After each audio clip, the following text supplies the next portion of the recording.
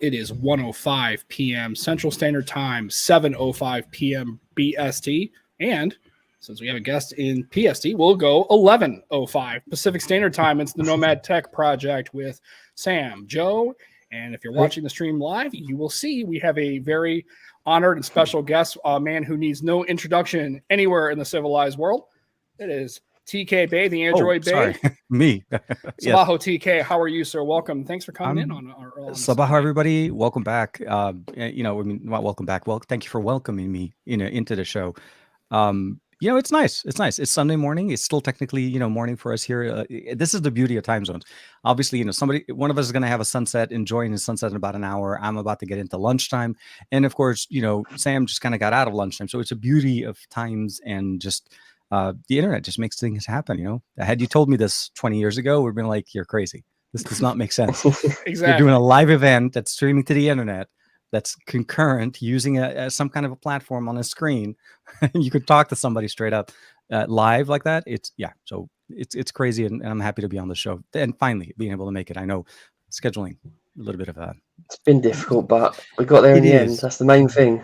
Well, yeah. And we also caught you at a time where, this isn't the, a slow time for tech. This is kind of like a busy-ish time for. We aren't in a lull.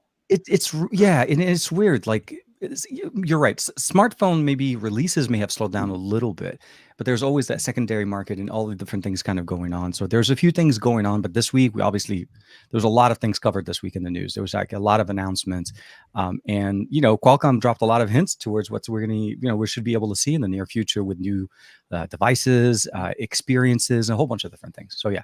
For sure. Yeah, I saw the 7 Gen. Finally, you have a 7 Gen and an 8 finally. Plus. So they weren't exactly weren't burning off the doors, getting that thing out the door. It was a little.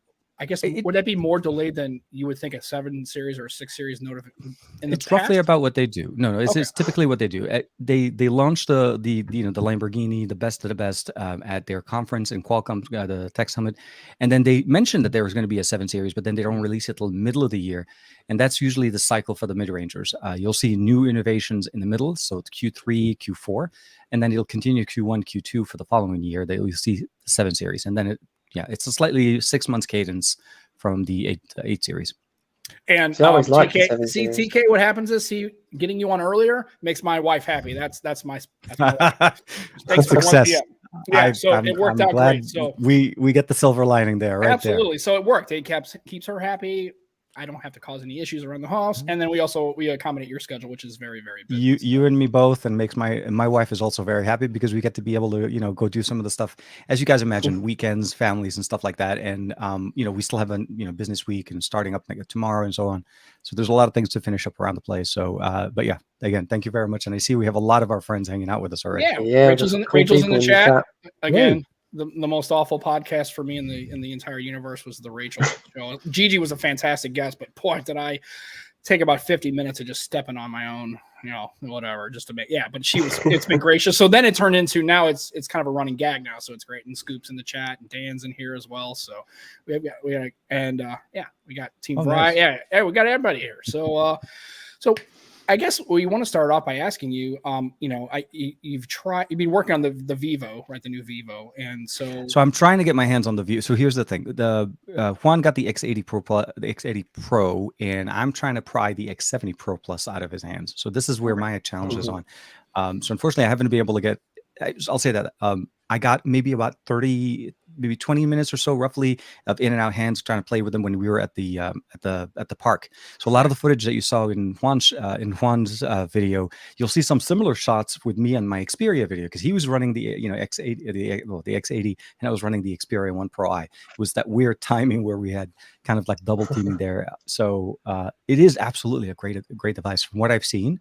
And what I have used with the X70 Pro Plus, it seriously is where you want to be when it comes to photography on a mobile device. And all the indications now is literally it still holds the crown basically for 2022. Yeah, Juan's a big fan, isn't he? Oh yeah. But it's seriously, it's one of those devices that is easy to get into, easy to understand. It pulls a lot of what Sony does with the granular controls, but then it takes it to the next level, closer to what LG used to do for us. So yeah, for Swan, this is speaking perfect Quan language, Huanganism kind of, if you have to kind of put it in there, speaks all the languages he speaks LG, Sony, Vivo, put them in there. Right. A Wanganism. There you go. Put that. Yeah. There you go. I like that. Exactly. Very, very good. So, and the problem it's going to be for folks like me who are still on AT&T, that whitelist now is being enforced. So, the Vivos and the OnePlus 10 Pros and the Redmis, it really, for somebody like me who really isn't able to kind of get off of that, that carrier, for a person like me, it really kind of puts me in a bind. So I don't have the same leverage and the same flexibility. I know exactly how you feel. My business line is an AT&T line that I have, and I'm in that as a contract there. So yeah, I'm seeing it more and more now that if you put in the SIM into the wrong phone or maybe the non-supported phone, you get nothing.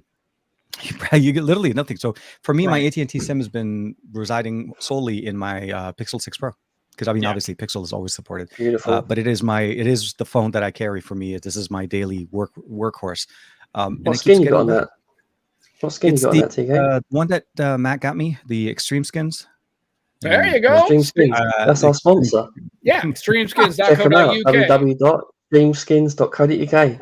Absolutely. Get in. Oh my God. Not that segue into that. Did we just do a smooth transition into that? Well, as smooth as this show. Oh, that is nice. Wow, that's very nice. It is, and what I do is I married obviously with a clear case so that I can see and enjoy the skin. This one thing that aren't watching. That's a wooden skin from Extreme Skins. Yeah, here. One of many wooden ones they do. Yeah, even with a case. Yeah, beautiful. Crazy. Is it Ashwood or I can't remember what it's called now. I don't remember. So Matt kind of organized it for me, and all I know is I got a whole bunch of it, and I saw this, and I'm like, I got to put this on. And although I didn't get the orangey colored toned version because I was hoping for that, I got a black one. This just made my day. And like I said, whenever you get a skin, get a clear case on it, and enjoy it.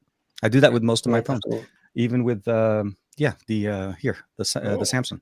Very I put it in. Oh, you got it with the Mint one. Yeah. They gave me, I've stuck with the Mint. I had the, what is it called? They gave me the marble one. There was, there was like a white. Yeah, I think so. Rocked it for about a couple of weeks. And then after that, it was like, when I put on the Mint one, it stuck. I like that green tone. Yeah. My son thought it was an embargoed phone. He was telling his friend, he's like, my dad's carrying an embargoed phone. Can I see that phone? I'm like, this one? It's the same one. It's not. That's the whole point, to make it look different. Yeah, it is. You got the result you wanted. Absolutely. And I mean, although there are some things on the tables, I think I can need to make sure not to bring up. But yeah. Well, and we realize that that's a sensitive subject and all those kind of things. So we will steer very clear of those. So, I guess the other thing I wanted to ask you about was just generally, how is the channel? How are, I know you have the Android Bay, like how are, I don't want to say a restructuring, but like a reshifting on how your channels work, and how is your channel YouTube workload going there? How are you making on in 2022? Single word, man, crazy. That's the the best way to put it together. So far 2022 has been a very, very different year for me. I've been at it for almost 12 years. It's not like, first time. And I know typically the beginning of the year is usually a little bit slow, but it's been really a different year. And I think it has to do more about the times right now, as things kind of slightly going back to normal. Not as many people sitting at home. I think maybe that has a big factor. But we did restructure. We did change. At the beginning of the year, we separated the Saturday Morning with Tech show and rebranded it to the Android Bay. So that became its own show, its own channel. Still Saturday morning. Didn't change the timing. It was just, I felt like something a little bit more synonymous into what we cover. 90% it's Android, TK Bay. And then I think it was Joshua Vergara. He one time I was asking him, like, what do you think of a name? He's like, what about the Pirate Bay? Something kind of like the Pirate Bay going on. And obviously TK Bay. Yeah, I wouldn't go with the Pirate Bay on Saturday morning. I'll get a lot of views, but people would be disappointed. Yeah. We're not talking about that stuff. Okay. That was the. Well, you got the beard, the pirate beard. No. We got the beer. We got the look.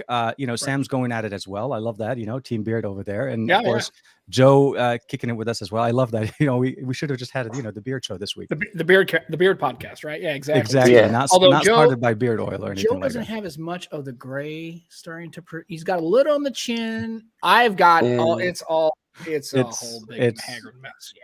Oh man, yeah, and I also trimmed it a little bit. This is not as long as I usually carry it, so I usually kind of I noticed that. Yeah. Depending on the weather, if it gets too hot, summer beard. Summer beards I usually keep it short. Winter beards, poop. Yep. It helped, man. It's like a built-in, warmer. It's like a windscreen for your neck. So, like in case you get some front wind, it just kind of deflects some of the front wind. It's like it's a built-in hair windshield. Absolutely, just not a face mask friendly experiment at all. Like for like 2 years, literally, I had a beard that was going like goes down and curves out. Right. Not a fun thing. See, that works as a filter for your mic then. Just exactly. You put it in there, wind filter, nothing coming on. Yeah. Right. Can you hear me? Well, especially if you're wearing, during the time we were masking pretty regularly, so that could have been kind of problematic. And of course, if you wear any kind of like actual, like an N95 or a respirator, it's just not happening. On my trip to Barcelona, that was a challenge. Like by the time I got to Barcelona, I didn't want to take the mask off because it would look just too weird. So I kept on the mask till I got back to the hotel, and I, had to, wash and do a whole bunch of different things. It's a lot of work, but I guess the overall structure, both the Arabic and the English channel are moving along. They're basically about the same pace. They're not growing as fast as they used to be, but I've also had a lot more day job work stuff that's been kind of taking a lot of my time. Like this week was very heavy day job stuff, and I was only able to put out 2 videos, but hopefully next week I'm going to try to get back into. I'm trying to work with one of our friends to help me actually edit some videos, which I think will help me alleviate some time. That's been my biggest issue is time. I don't have enough. Editing takes a long time. It is. It's surprising. People don't realize how long. Yep. Yeah, and then you realize if you made a mistake, you didn't catch it, and you don't see yourself, and then you have to go reshoot and then of course I have a couple of sponsored things I have to kind of go back and forth with the companies, so that takes even longer. So yeah, busy, crazy, normal. Yeah, that's okay, and there, and then that's good because at least that means there are some work to do, right? As opposed to it's just sitting and doing nothing. Exactly. Right. If you didn't have anybody, you didn't have the sponsorships, you didn't have the videos to put out, you didn't have the, then it's hustle and bustle, but it's a good hustle and bustle. It means you're productive. It means things are happening. So busy hands are always better. I feel like it's something I learned as a child. Never sit there and do nothing. So I typically, if I have nothing to do and I'm sitting at home, I'll find something to do. I cannot just sit. So I'll find something clean, organized, do something, go wash the car or something like that. So yeah. Oh yeah. Speaking of washing the car, so how is first of all, I want to ask, does the Tesla have a name? Goku. Yes. Okay. I originally, well, so here's the thing. A lot of people are asking us like, why didn't you call it Nimbus? Because technically you're riding it. So in a many ways, I am a big fan of Goku. I don't see myself as Goku. So there's that association. But I also feel like what I ended up doing with the car is I wanted it to embody, that energy level. It's like Goku's Ultra Instinct. He's just powering up. So that to me embodied that. So I wanted to call the car name. I've never named my cars. This was the first one. So, and it is also in the setup when you're setting up the cars. Like, what would you like to call the car? And it's just like, it naturally came out. So Goku's doing well. But yes. Well, that's funny because I've been the opposite. I've pretty much had names for all my cars. I had an old Buick Century that I hit a deer with and like broke the hood and damaged it. So after that, I called it DK. Deer killer. That was DK. And then Al, I had, like an old Honda Civic. So Al, like Albert Einstein, Bob. Call them dumb names, just like Bob. Which car's name Bob? I've had a very close relationship with. I mean, vehicles for us, and I don't know if at least for me over the years, it is a very interesting. I mean, because you pick the vehicle, you pick the car, you pick the features. It's a personal experience, a personal choice. It's like picking a device, right? You're going for a specific thing. You're not just, you wake up one day, congratulations, here's your car. I mean, that may be when you're younger and your mom and dad gives you the first car kind of thing. But when you start picking out your cars, you have that type of, it's an extension of who you are. So to me, with the Tesla, at least I felt like it was the first time where I felt like it needed to have that title just to kind of get it through. So yeah, it is. And then it's in the app everywhere. It shows up, Goku's in there, where's Goku? What's going on? So it's nice. And it fits. Yeah. Hashtag Tesla. TK Tesla Bay. Yeah, well, and the reason why I asked too is because I noticed that another friend of our old show, John Redinger, got himself a Rivian, Yes. And then the only reason I knew about Rivian is because of the series, The Long Way Up and The Long Way Down with, the name escapes. So you guys basically took the vehicles, up and down. Okay. They were going across. They basically it's Obi-Wan Kenobi. There you go. It's that guy. I can't think of his name right now. It just escapes me for some reason. And you mean the actor? Yeah. Oh, okay. Now you gotta get Ewan McGregor. Ewan McGregor. Okay, Him and a friend of his actually took both motorcycles, went all the way to all the way across Europe, all the way across Asia, and then they went up. And so the Rivians were the vehicles that they used in one show because they did electric bikes and then Rivian trucks, basically going from Cape of Good Hope all the way to LA. So I saw but I also saw the struggles they had with the vehicles, like obviously the lack of charging infrastructure in South America and Central America. And in Mexico. It's a big problem. The vehicles had technical problems, right? Charging, they tried to charge their bikes, but they only had a 110 outlet. So they were like, oh, okay. Well, they didn't charge all night because they're out in the middle of nowhere. So now they've got dead vehicles and they're using solar power and all those kinds of challenges. It is if the infrastructure is not there, this type of vehicles or this type of technology is still, it's sketchy at best, but you'd have to be very well understanding. You have to have a really good understanding of what your usage is going to be, where your charging solutions are going to be, and you have to have something to charge it at your home. So at least in urban areas. But yeah, no, definitely. The Rivian is getting a lot of attention now. We're seeing more cars, more electric models, more companies, or not more, all companies for the most part have an electric option now. They're still expensive. And we still, as you said, the infrastructure needs to kind of be supporting the growth, because we're seeing more and more. I think in California by 2030 or 2035, we're supposed to be all electric. We have a much higher, goal, I guess, set by our state to try to move into electric solutions. So, but yeah, no, definitely the Rivian. I've seen John Rettinger's coverage on every social media. I think he's been posting everywhere. Yeah. And so I don't know which model, so I apologize. I don't know which model you have. I'm the E of the sexy, my friend. That's exactly what it is. It's the 3. The 3. Okay, so you got the Model 3. Yeah, they can't say E because of BMW, so they go 3. So it's the E of the sexy. Right, and so for me, basically, what it comes down to is, to me right now, at least the Tesla, but just generally electric vehicles in general, if you're going to get a new one, it's just cost prohibitive. I'm not spending $53,000 for a car. Just not. I can't. Not that well, let me rephrase. I could. I don't want to. That's just the Model 3. I assume that's the most entry. The Model 3 and the Model 3 and the Y are the most entry level, and there's talks also about the Model 2 that's going to be coming out that's even cheaper. Right. So, yeah.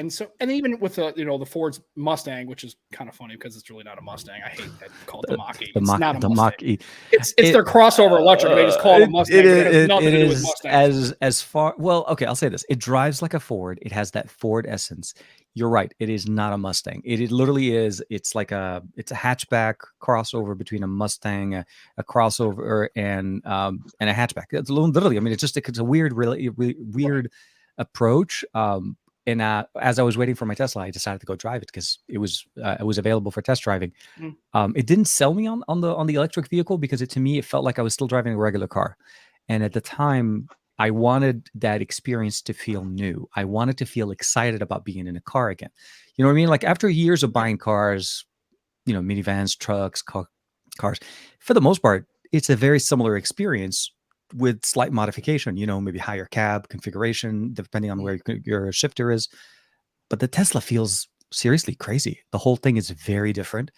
No buttons with the exception on the controller, but that's it. Everything through display. Like I didn't know if this could be done. And I like it. I like it a lot. I still love it over a year later. So even, and with the problems I've had. So yeah. And I was going to ask too. And so for me, I guess the 3 issues I have is one is long-term reliability and repairability.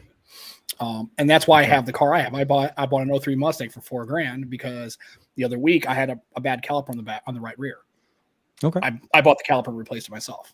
3 hours. I'm out about $200, replace the caliper, do the whole thing, right? It's done on my own.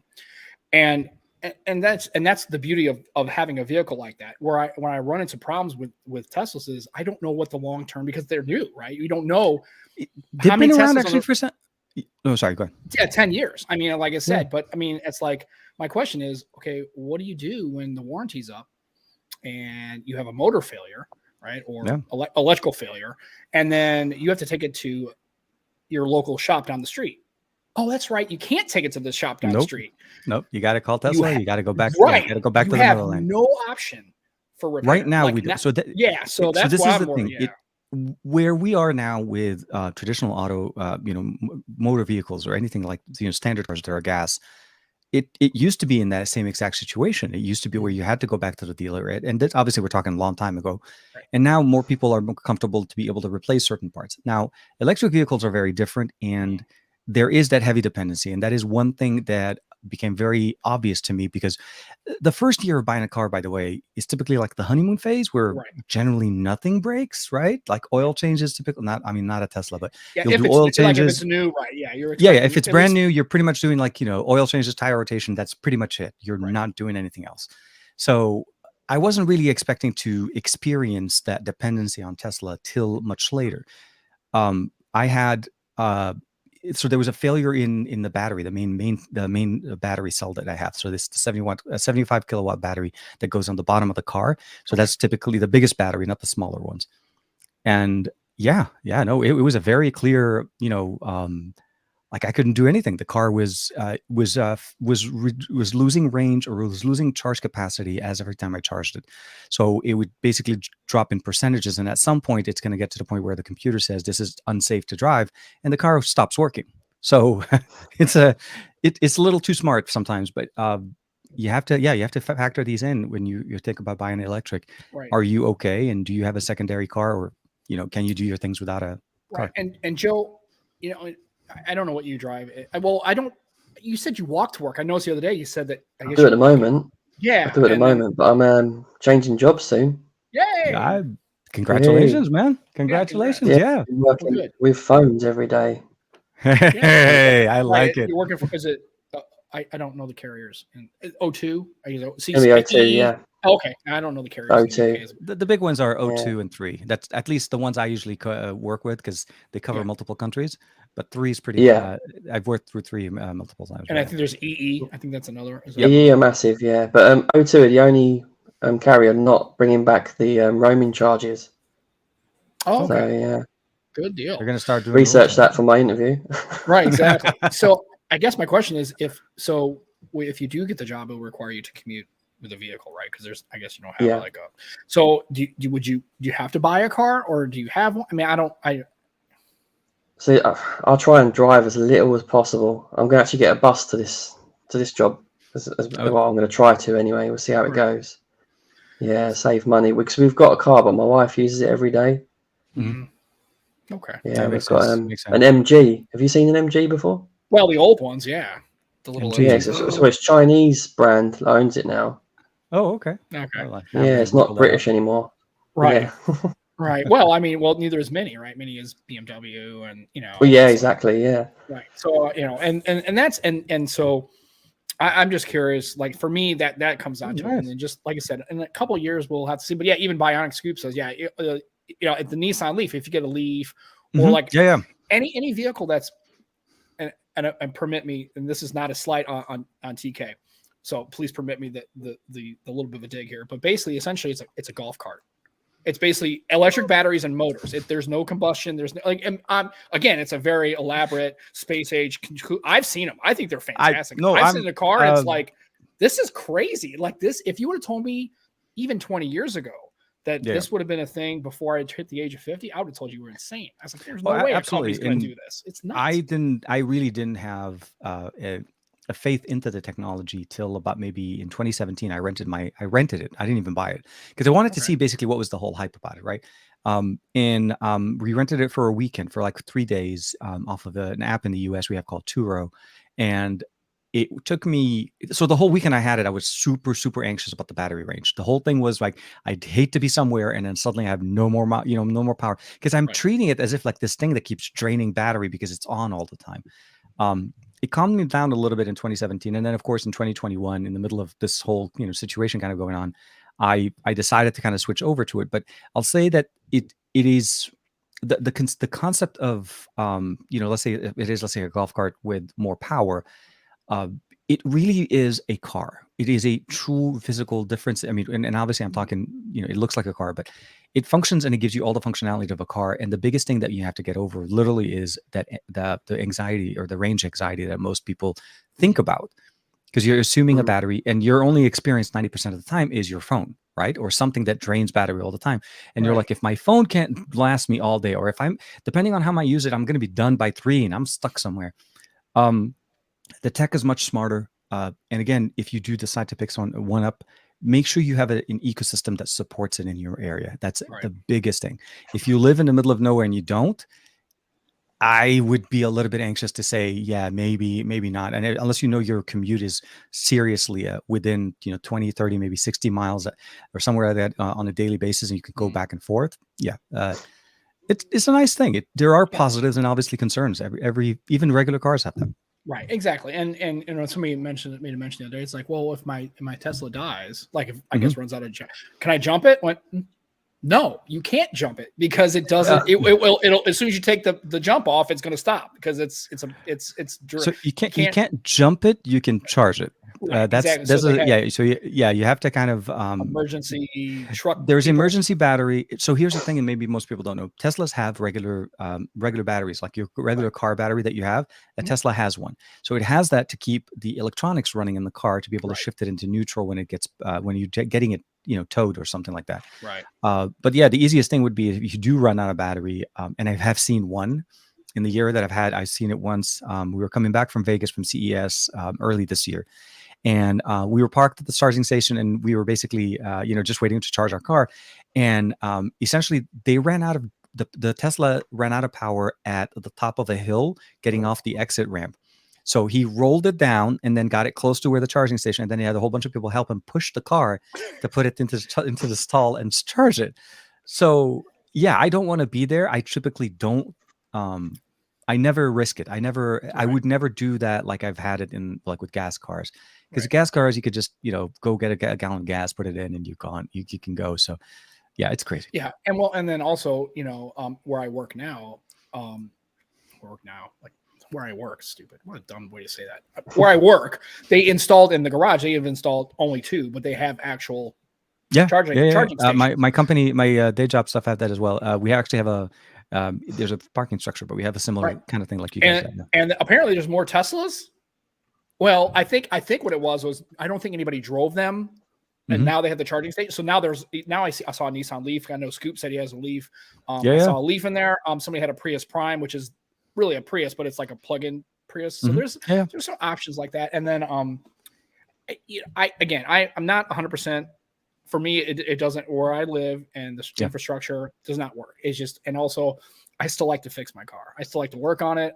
I like simple, right? I have analog gauges in my car. It's like, and then I also, what I thought was interesting, and I don't know if other companies do this, but Tesla, I don't know if you know, is the only company in all of manufacturing of vehicles that does not provide OBD codes. They don't provide the OBD code, but it's not hard to figure to work with, get an OBD adapter to actually adapt to it. There's many aftermarket ones that have been backward engineered, so it's not complicated. But yeah, I understand what you mean. Yeah, so it's just like I'm worried about long-term repairability. And like I said, I'm not saying no. Actually, I'm more interested. And you live in California, so this is somewhere it applies to you. Is the Toyota Mirai, which is a hydrogen. To me, for a person like me, that I think that's even more. Golden books of kind of getting up to, because remember, it's zero emission, so it still satisfies that. But also, I get the benefit. I don't have to worry about charging stations. I don't have to worry about plugging your battery in. You go to a regular gas station. You're right. And the infrastructure's there. And I don't know why they don't put charging stations at gas stations. They already got electricity to them, right? They do. No. Not here. Not Missouri. California. Not here.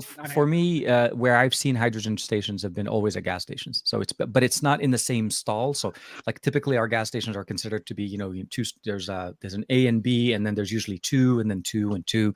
And hydrogen is usually offset to the other side of the gas station itself. Right. So it's still there, but it's typically one stall. And as you probably know, hydrogen takes a little bit longer to charge or to fill up. So it's not like as gas where you're dumping liquid. It's basically building up the ecosystem, the gas mid there.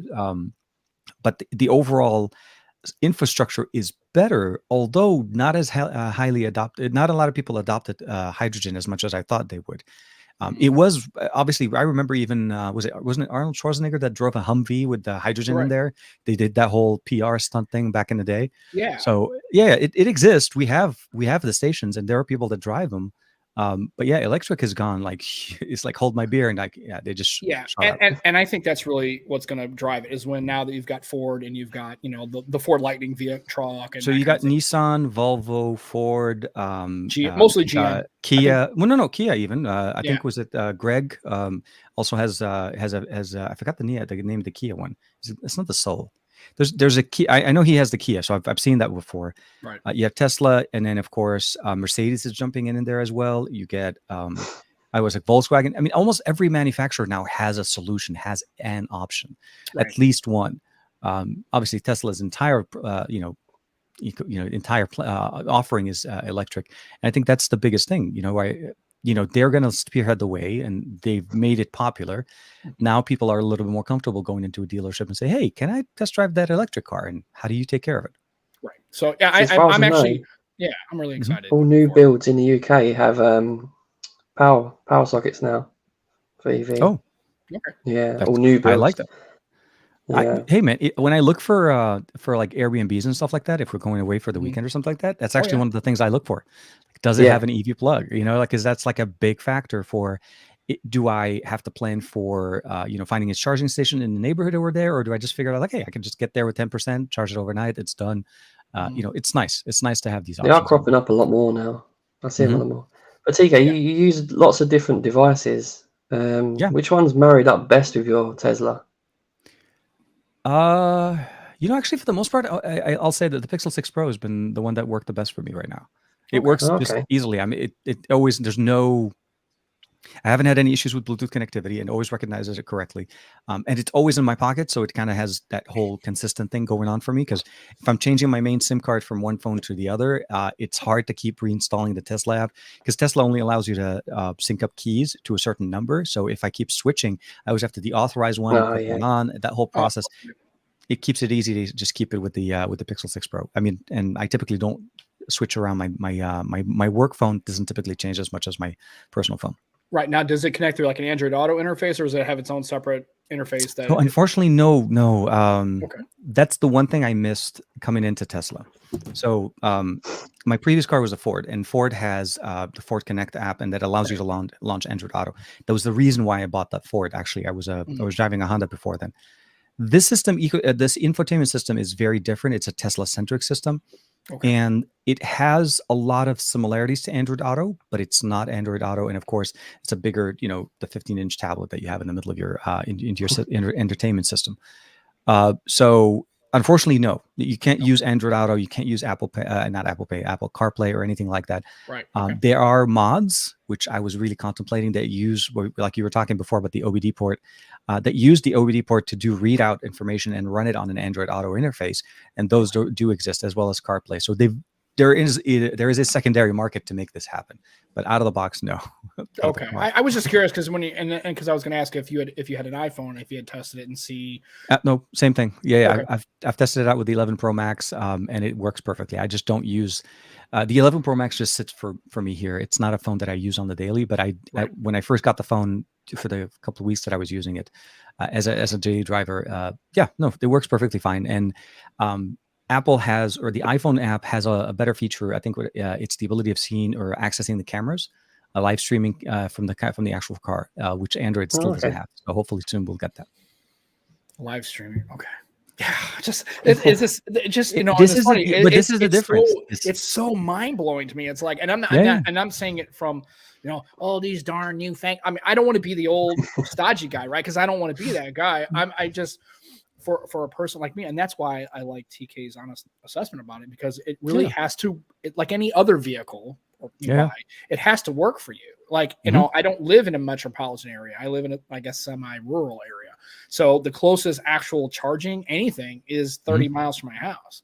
So and you have to, exactly. If you think about getting an electric car, then a home charger would be something that has to be if you can't get one, then this may be a deal breaker there. And then also too is I like to take long trips, And Mhm.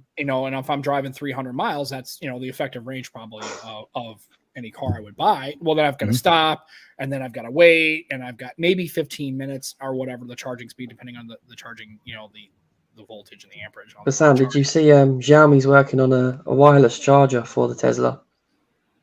Oh, so you just put it on in your garage? You just park. You just park it and it just goes? Oh Yeah, my sure. God. Fast wireless charging. Yeah, exactly. Wireless I want to see charging that parking space. Yeah. You get in there and you're getting bombarded with that That's the whole future, isn't it? Right. And you're There sitting you there go. going, why is all my hair singed? What's Yeah. going on? Yeah. Why is it so suddenly hot? Why am I feel Right. like I'm cooking? I'm inside an oven. I've got Yeah, a no. brisket. I'm just gonna put it in the back seat, and while I'm charging my car, I'll have a sandwich while I'm here. Yeah, it's like Why not? I'm smoking myself. Yeah, exactly. So It's it's Xiaomi. If there was company to do it, it would be Xiaomi for sure. It would be Xiaomi, yeah, definitely. right. And I guess and this is the other what I've noticed. This is just a personal observation when it comes to the Tesla is and again, this is I hate having this conversation with somebody who owns a Tesla because it sounds like it's directed at them. It is not. It is basically just an observation. But it's a little bit of a flex. Well, all I know is the people that I know who own them, they want you to know that they have a Tesla. They could have bought a Leaf. They could have bought a Ford Mach-E. They could have bought any, like I said, you did test the Ford. And the reason why you didn't buy it is because it's still kind of car.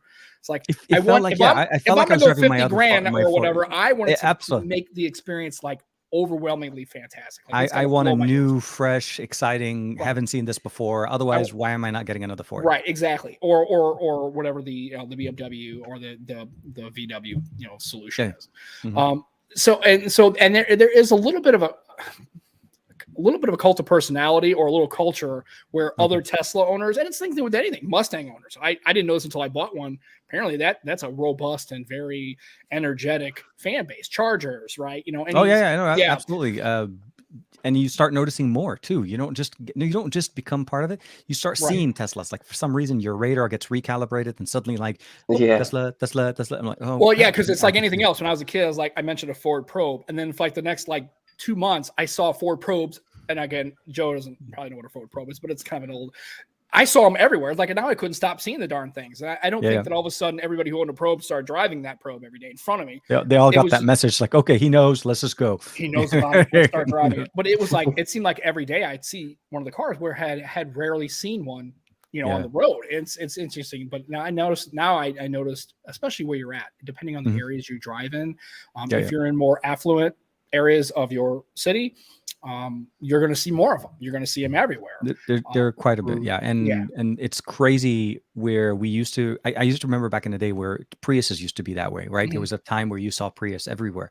And now that mentality is shifting a little bit, where it's going more electric. Because, like you said, Prime is probably. I think Prius only has maybe 1 or 2 options that are fully plug-in, like earlier models and the current model. But I think I'm seeing more and more Teslas, and I'm hoping. So for a while, you got to remember the Tesla itself doesn't start at 52; it starts around 40 something. Okay. There are a few things that you can do to it, obviously, and I'm assuming you're talking tax, license, registration, all of that out the door. Yeah, that technically will bring up the price, but that's true with any car. Right? So it's not that's not endemic to Tesla, right? Yeah. Absolutely. The base model, which is a 252 mile range, is around 40. Now it's like 43,000. If you want to add more options to it, customize a little bit more, full self-driving, all of that stuff, you can definitely get really expensive. They're still one of the most more affordable options. Kia, I think, now just took it way lower too. Kia is really amazing with that pricing. I think you're right. Location is a big factor. And I say this to anybody that says, hey, should I get a car? Location is a big factor. If you don't have easy access to an infrastructure, which is expanding, Electrify America is bringing up more charging stations. You're able to charge your Tesla, obviously, at other stations. It does not have to be Tesla only. And now the reverse is also true, where Tesla's allowing non-Tesla cars to charge at Tesla stations. So I didn't know that. Yeah, the ecosystem, it's not like back when we had, remember when we had Blu-ray and HD DVD, we had like that fight between the two. Right. Fight for blood. The old one, fight for blood, right? I missed that. Absolutely. I played that real smart. Very, very slow, easy, smart, nailed it at the end.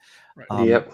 they're smarting up and they're realizing, look, it only helps us to allow both ecosystems to work with each other.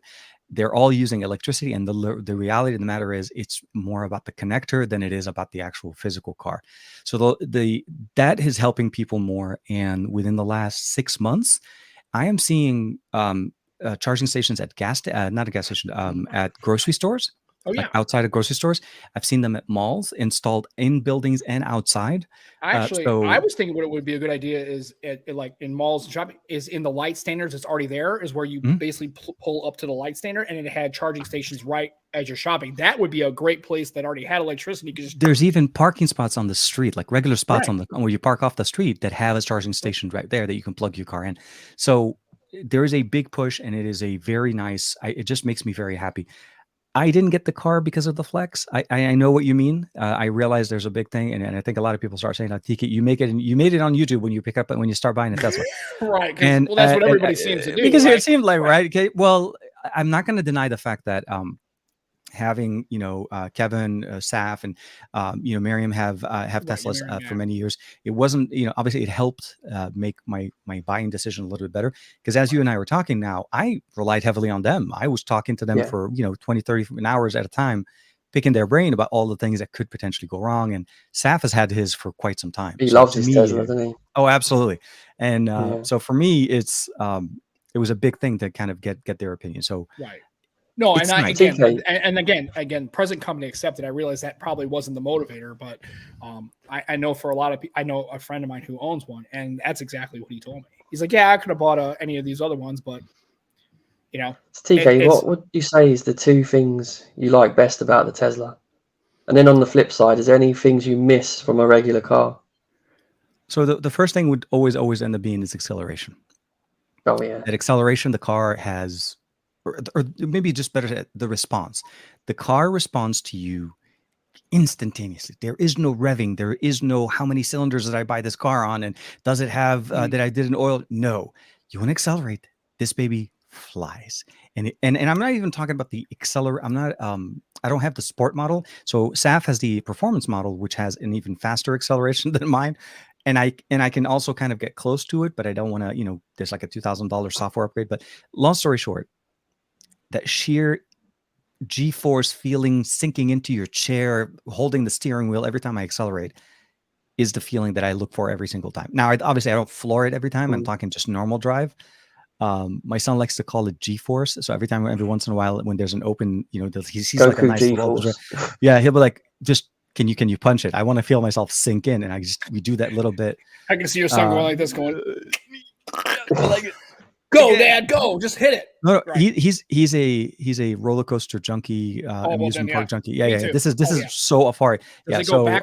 It does. Let's do that. Let's do that. Over and over and over. Yeah. Exactly. So that part I love. I love the other part that I really like about it is the connectivity. It's not just the technology in the car, but it's the ability of accessing that technology on the go. Connecting it with my phone. I can I can jump in with the app. I can control the car. And there's also connectivity on our smartwatches, which I've covered a couple of videos on. Yeah. I can turn on that, haven't you? Yeah, I've seen those are fantastic. Yeah, absolutely. So to me, it's going to be around the tech, but it's that control, that the ability of accelerating really nicely. And of course, the ability of accessing it. I can know exactly where my car is at any moment. And it's just nice that I can control the car, move the car. It's not at where it's supposed to be yet. I think that would be in my opposite of like where things that maybe I'm not necessarily very excited about. At the time of getting the car, the salespeople were doing I would say a very good job of convincing me as if that this was in the near term, full self-driving, all of that good stuff. The gentleman even spieled in, and which I don't even know why he even said it, but it said, you'll be able at some point to be able to just let your car go run it by itself, do like as if it becomes a cab automatically because it's a full self-driving car, like Jetsons level stuff in my mind at the time. And and I could see through his BS a little bit. And I'm like, yeah, we're not. I mean, the car doesn't drive itself yet. So yeah, to get to the point where my car can become an Uber on its own and I don't have to be in it, we're not in Vegas yet. Right. So that part I'm a little bit. I'm slightly back on that. I wish the full self-driving was a little bit more available and it was easier to get into. Right now, it seems like it's a beta.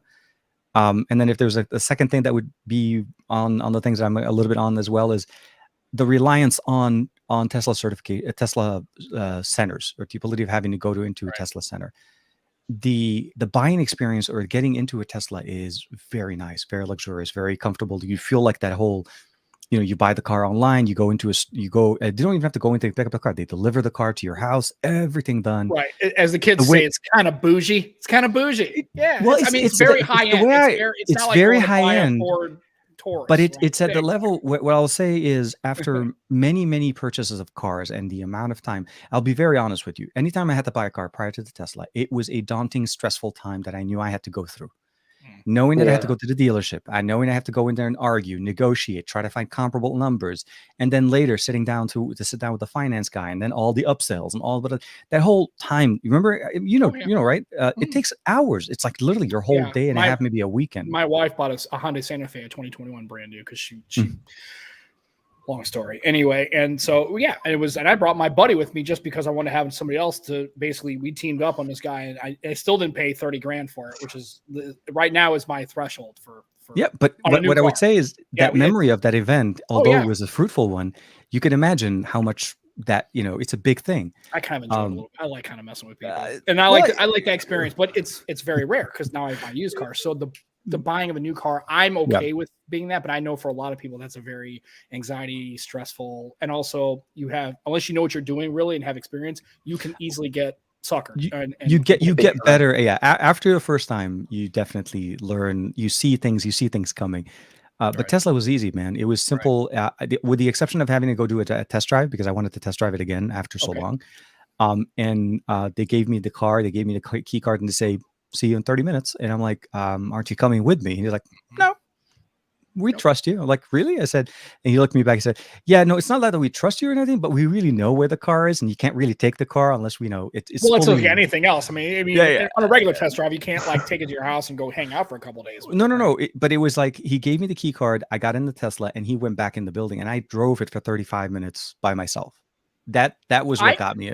I would prefer that. Nothing drives me crazier than having some person in your ear trying to talk about the most, and then what they're trying to do is they make the basic stuff seem like it's magical. Like, look, it has intermittent wipers. I'm like, I don't, just shut up. I need to hear, because I want to hear the car's performance. I want to hear its road noise. I want to, I don't need some salesperson going, hey, rubbing the dash.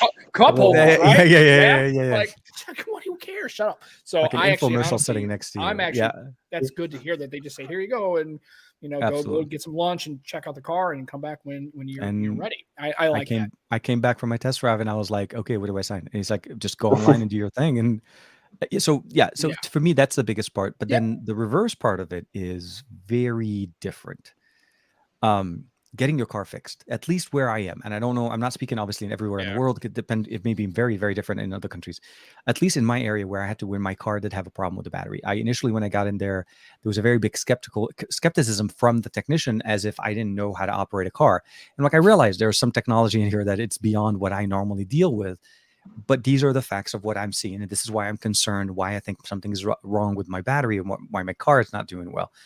And of course, I had the technical data and then the reports, and there was an error message on my display. But initially, when I went in there, I dropped off the car, gave him the code, and he was like, "Don't worry about it. You'll get the car in 2 days. I think the car's perfectly fine. We're going to measure it." And then there was one thing that he said that it kind of caught me off guard. They measure the performance of a Tesla based on all other Tesla's performance. So it's based on its reference. It's kind of like where you're in high school or in junior high, and the teacher always graded you on a curve. So that's how they measure the performance of the car. And I was like, really? That's how we do it? That's different. It's very. TK is not average. Yeah, I was like, dude, did you not see the video? You know who I am? Right. I would never be the guy. No, but so that was what got me off guard first, that initial reaction. But then for the first 3 to 4 days of the car being in the shop, and you communicate, by the way, with them via the app. You don't call. There's no phone number. That took me back a little bit. Okay. I need to talk to. I'm of the older grandpa generations where I like to pick up a phone and fix things on a call. You know what I mean? Like even in person, I don't mind. So for about a week, I didn't have access to that. I couldn't talk to them. Every time I called, I kept getting messages. I left messages. That got me very frustrated. Right. By the following Monday when I started here, and then they told me the news of the fact that so we confirmed, you're right. The batteries, we need to order a new battery, but it's going to take 3 to 6 weeks. And I'm like, what? So You know what I mean? Like, and this is obviously a big one, but I mean, had it been like a I need to fix some kind of differentiator, an axle, or whatever like that, to me that drove me crazy. And almost about 5 weeks, almost 6 weeks, I didn't have the car. Right. I was Ubering it everywhere. They did cover the Uber. I do want to mention that they do provide some Uber credits. Damn right they did. Yeah, but the problem with Uber, it's not a real replacement for a car, right? Like I would much rather have a loaner, they don't do Tesla loaners, or they do, but they have like a few, and they kept telling me that I was on the list. But how many? Let me just say this: how many lists could you? How long do you think the list could be if they're saying at 6 weeks of having my car, I only moved down to number 6 on that list? That's I was 11th. That's a pretty healthy list. That means there are people there that are longer than me, way longer than me, that are still waiting, and they were like 5 ahead of me. Yeah, so and that drove me crazy. And for you, Uber's an option. For me, it's not. I live in an area where Uber is not a thing. Well, really? But the thing is, Uber for me is not as much as so even though I technically live in an urban area, I'm still in the most northern part of LA County. Okay. So we're very far. And in my area, Uber exists, but there are so few cars. You always have to wait about 10 to 20 minutes every time you call in an Uber. Okay. So I could never rely on it for an appointment. Or if I do, I always have to make sure I'm there an hour, like 30 to 40 minutes early. And even when you get people, you don't know what you're getting. There's a whole bunch of it changes the mechanics of things. For me, I would just have to rent a car. I mean, that's what I would just have to do. In hindsight, I think that's what I should have done. And as with Joe, my wife drives her car, so I can't really take her car because she needs it for her work. So it kind of throws me off. So that was my biggest thing, learning that big lesson of knowing, and actually, or even maybe having it in my insurance policy to have a rental, because I think that'll be better for me. Well, and so I'll basically go by saying I will live vicariously through TK's Tesla and watch all the cool stuff he does to it and everything else. But I will tell you that and like I like how he put it. I didn't say it. He said it. Grandpa-ish, right? I'm kind of getting that way. No, there's a very gap in generational communication skills, right? I don't mind electronics. I don't mind being in the moment and talking and so on. I realize there are WhatsApp and so on, all that good stuff. But sometimes you get on a call, man. You just need to get on a call and it's like at work. It's like I know we have this hybrid work where I go in 1 day a week and it's all teams and hybrid. I still like if I need to talk to you, I want to walk over to your cubicle. Hey, TK, I need to talk to you real quick. Let's work through this issue we have. Yeah. I'm still of that ilk, and I know a lot of people don't now, especially younger people. They're okay with that. I will tell you that until battery range is a little better, charging infrastructure, and we're getting better. There. We're definitely in the right direction. Yeah. And until those things can get better, I'm going to stick with what I've got going on right now, which is kind of I know. And again, it's not because. Again, it's not a slight on anybody. It's just right now I'm still a little old school when it comes to my cars. Like self-driving, I don't care if it's totally works. I'm not doing it. I'm just not going Demolition Man. I'm just not doing that yet. It's just not my jam, man. I'm not. Nope. I want to drive my own car. I hate. If I got a Tesla, I'd want to drive it. Well, my wife's Santa Fe, like I'll make a turn. Like if there's a double left lane, like both vehicles are turning, the car beeps at me every time, like a lane encroachment. Like it's not encroaching. Like it's not there. And then, or if I'm like, cars peeling off to a left and I'm approaching. I've been driving cars for a long time. And I've driven emergency vehicles, right? I don't need this thing beeping at me every time. Collision warning. It's not going to be a collision warning. I know what I'm doing. Shut up. It's like all that stuff drives me berserk. The car, it's too smart for it. Yeah. Right. Well, I mean, but you got to realize again, it's the best way I say this is if we look at our kids, they are growing up with tablets. To them, touch interface is the world. Right. We grew up with tactile. We grew up with mechanical and obviously a whole bunch of different things. But for me, at the end of the day, the car excites me. This is the thing. I'm excited to get in the car to this day. Every time I want to run an errand, and obviously, don't get me wrong, the price of gas going up these days here in the U.S. and I'm sure everywhere around the world. Oh, but in California, well. But for us in California, because we have a special blend, as they like to say it, there is so much more taxes. Like right now, we're over $6.30, $6.50 a gallon. So we're crazy. But then I can charge up my car for less than $20. So from 0 to 100. So to me, there is that part that I also I'm very excited about, and savings and it's better. Just awesome. I mean, just honestly, I see the videos that you put out and I was like, man, I love all that stuff. Like sitting in there, it's almost like it's the closest thing to a spaceship that you can really It has get that. It in has that feeling. 2022. But So that's the thing. It's that exciting feature when you get into a car that you Yeah. have not been in for the last 30 plus 40 years, whatever you've been around, on this beautiful planet. It's that excitement. That's why I'm really happy about it. And again, the Rivian does the same thing. And Volvo does really nice. I see Mercedes is doing really good with the whole wrap display going around like crazy. I like It's just because like, to me, when oh. I get in a car like that, there's like, do I want to drive the car or do I want to just park it and play around with the displays? Right. Like, do I want to just go and touch everything? TK is like, honey, are you gonna go to the store and get that stuff? Like, no, yeah, I will. I will take care of every I'm single doing errand, the honey. stuffs, and my wife would be like, "Oh my god, she just turn around, and just go." You want what from San Diego? 2 hours Right. away? I can do that. Yeah, I can. no problem. I'll be back tomorrow. So, but I need the car to match my shirt. Yeah. No, so I would really. So that's the next thing I want to do. I want to get a wrap, and I want to get like a Goku Ultra Instinct wrap all around the car. So that's my goal right now. All I've done with it is done it more of the blue, the Super Saiyan blue with accents, because there's a lot of black Teslas. So the Model 3 is a very popular style. The Model Y looks very close to it. So for the most part, it's basically black on black. And the 2021 and later, they took out all the chrome. So there's no more chrome, it's all black. So I've done blue tint all around. So I've had the emblems, all of the Tesla logos are all like blue now. The tires, I've taken out the cup caps and I put in blue emblems on the actual cup cap in there, and it's the center one. On the cameras, I also put in blue tint, and just so that it looks very unique, and everybody that sees it looks like a nice little blue, like a bright. You got some RGB, TK, didn't you? I do have RGB, but that's in the trunk. I want to put more in there. I still haven't put it in the. I knew you'd have some. Console. Right. You got to have RGB, man. You got to have some, haven't you? And then he's gonna be driving down the 405. Yeah, like lights and stuff. You're like, yeah, I'm like my own moving rave. It's gonna be awesome, right? That's if you got to enjoy it, man. So this is my thing. Don't buy things or don't spend your money on things that you can't enjoy. If you're not enjoying them, you just don't. Yeah, you enjoy your tech, whatever phone, whatever car, whatever it is. Enjoy that technology, and that's why we buy them. That's why we work hard and try to get things to help make our life a little bit better. Right, and so that's why I'm gonna hold out a little bit longer for it. But I'm probably, it sounds like by the time I'm my parents' age, it'll probably be. It's going to be more exception than the rule, right? It'll be. It's got an Ultra though, TK. Yeah.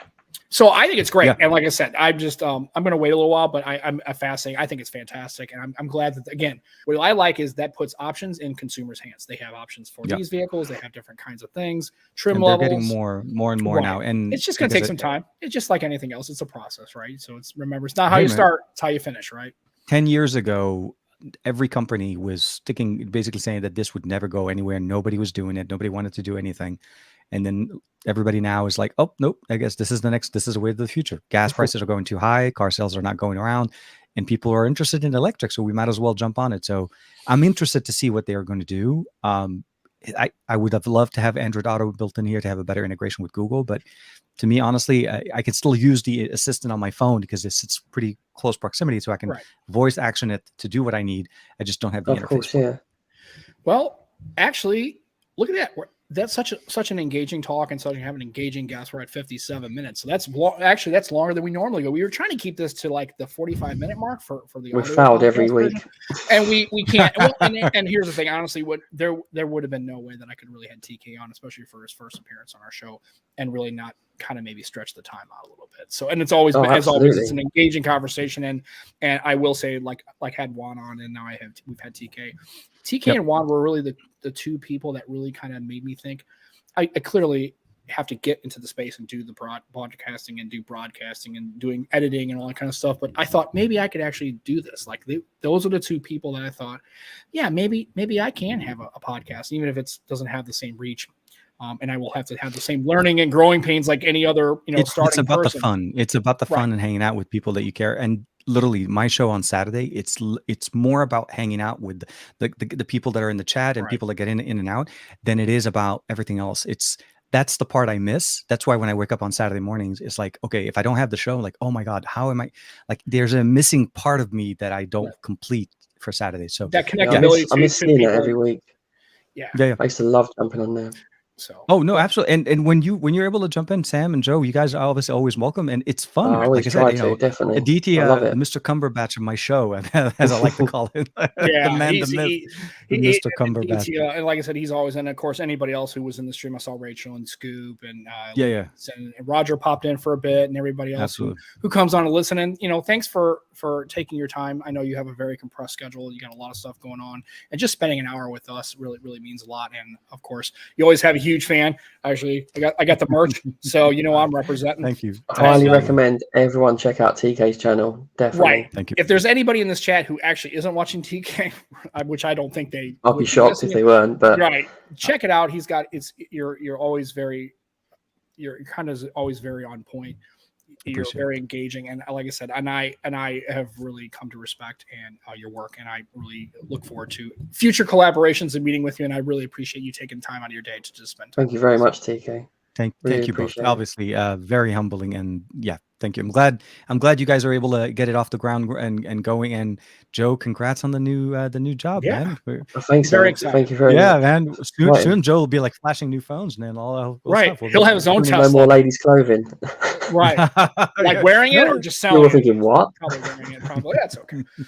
Well, that's for another show on a different channel. That's the end of our show. Yeah, exactly. So, for myself and Joe and for TK Bay, thank you for spending some time with us on a Sunday. Again, download the podcast. It'll be posted on your local podcast aggregators, and we'll be back next Sunday. We have a guest lined up, and I'm not going to commit to it just yet because how always we want to make sure we can. Yeah. But again, thanks for TK, the engagement, the Tesla talk, and like it's always an open door. You're welcome to come on anytime you have any bandwidth. And we it's always my pleasure, of course. Well, Joe, that's it. Another podcast in the books. We're a little over an hour. Just quickly before we go, if you want to see our lovely faces, go on Purposely Pixel YouTube channel. You can replay it on there as well. Plus, you can also check out all their other stuff about Pixels. Lenny and his team post great content. Go check them out. Put some love, share some subs, get some likes in there, and get some feedback in their comments, and let them know how much you appreciate their content because it's fantastic. And anybody else who's taking their time to give you good content, show them some love. If you really like the channel and you really like their content, throw them a like and even a sub. Help them out. Let them know that you care about them and you care about the things. It goes a long way. Absolutely. Well, for myself, for Joe, for TK Bay, this is the Nomad Tech Project. We'll be back next Sunday, 2 p.m., 3 p.m. We'll be back. Who knows? Bringing you more tech goodness again. We love you guys. Take care of yourselves. Have fun with your tech. Enjoy the things that make you happy. And we'll see you next Sunday here on the Nomad Tech Project. Take care. Bye, everybody. Bye, everybody.